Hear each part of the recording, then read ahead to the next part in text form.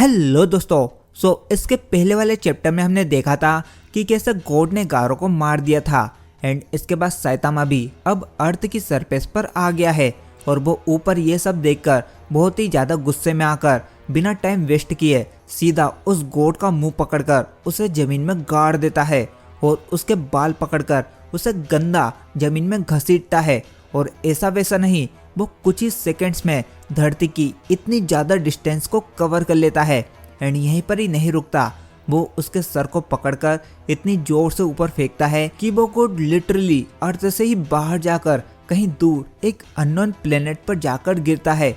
और हम देखते हैं कि इस गॉड की पूरी बॉडी में क्रैक्स आ गए हैं, जिससे अब वो वहाँ के एटमॉस्फेयर से जितने भी रेयर मिनरल्स होते हैं उन सभी को मिलाकर एक बहुत ही खतरनाक आर्मर बनाकर अपनी बॉडी को पूरी तरह से कवर कर लेता है। इसके बाद गॉड पूरी गैलेक्सी का नक्शा ऑन करता है, जिसके थ्रू वो किसी की भी लोकेशन का पता लगा सकता है। और वो देखता है कि कोई चीज़ स्पेस को चीरती हुई उसकी तरफ तेजी से आ रही होती है और ये और कोई नहीं बल्कि साइतामा होता है, जो यहाँ पर सिर्फ अर्थ से जंप करके आ रहा होता है। समझ रहे हो, वो उड़कर नहीं आ रहा बल्कि जंप करके आ रहा होता है। और ये सब देखकर ये गॉड भी समझ जाता है कि उसके सामने इस बार कोई साधारण अपोनेंट नहीं है। और फिर गॉड साइतामा से कहता है कि चलो अब थोड़ी सीरियसली फाइट की जाए। तभी साइतामा को नीचे एक स्टोन पड़ा दिखता है, जिसे वो उठाकर कहता है कि ये तो ठीक वैसा दिख रहा है जैसा उस चीतागल के पास था। अब ये स्टोन यहाँ पर कैसे आया इसके बारे में हमें कुछ भी नहीं बताया गया।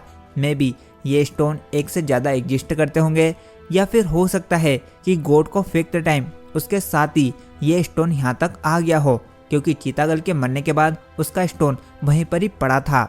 जो भी हो, साइतामा उस स्टोन को अपनी मुट्ठी में दबाता है और दोनों ही एक दूसरे को दमदार पंच मारते हैं, जिससे दोनों के पंच आपस में टकराते हैं। इसके बाद हमें सीधा अर्थ का सीन दिखाया जाता है। यहाँ पर हम एक रोबोट को देखते हैं जिसके अंदर से डॉक्टर कुसिनो निकलता है। जेनस डॉक्टर से माफ़ी मांगता है क्योंकि इतने अपग्रेड होने के बाद भी मैं फिर से फेल रहा।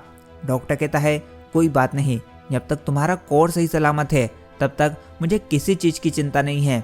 मुझे तो बस अभी अर्थ की चिंता हो रही है, क्योंकि मैंने अभी ये चीज़ नोटिस की है कि अर्थ पर ना तो कोई ह्यूमन बचा है और ना ही कोई एनिमल। मुझे पहले लगा कि सिस्टम में शायद कोई खराबी होगी, लेकिन ये सब सच निकला और तुम एक साइबोर्ग हो इसलिए बच गए हो। और मैं अर्थ में डीप अंडरग्राउंड में एक लैब में था जिसकी वॉल किसी भी रेडिएशन को अंदर नहीं आने देती है, इसलिए शायद मैं भी बच गया। लेकिन अब मुझे ही सारे ह्यूमंस और एनिमल को वापस लाना होगा, जिसके लिए मुझे इस रेडिएशन को काटने के लिए large man made hadron collider को ऑर्डर में चलाना होगा।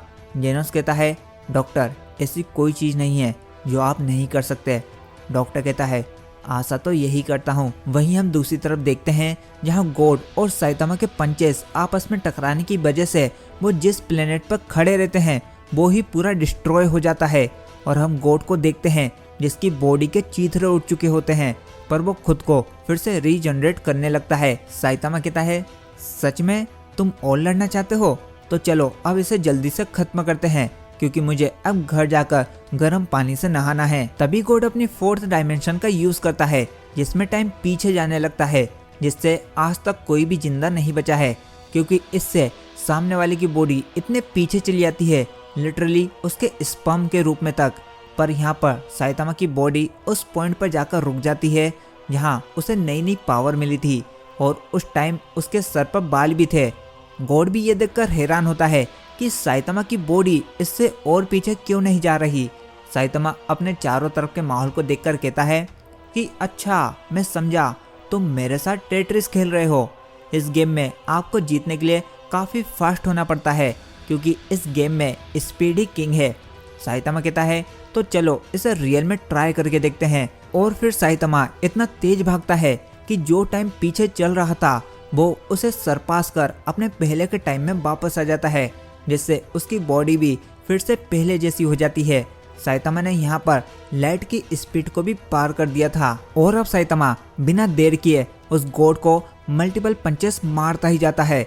गॉड कहता है अगर तुमने अपने पंचेस को मिली सेकेंड भी लेट किया तो मैं फिर से इस यूनिवर्स के किसी कोने में जाकर फिर से रिकवर होकर तुम्हें मारने आऊंगा, क्योंकि गॉड अमर होते हैं। साइतामा कहता है हे मैंने कहा इट्स ओवर। और फिर साइतामा अपना सबसे खतरनाक डेथ पंच यूज करता है, जिसका इम्पैक्ट आप इस इमेज में देख सकते हो, क्योंकि पूरे स्पेस में ही एक बहुत बड़ा एक्सप्लोजन होता है। इसके बाद हम साइतामा को देखते हैं जो कि स्पेस में कहीं पर होता है।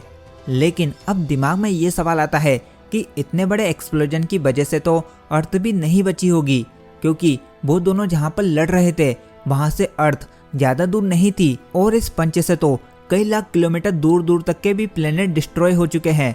पर यही सवाल अब सभी उस फैन मांगा के कमेंट में पूछते हैं, जिसका आंसर आज तक किसी को नहीं मिला।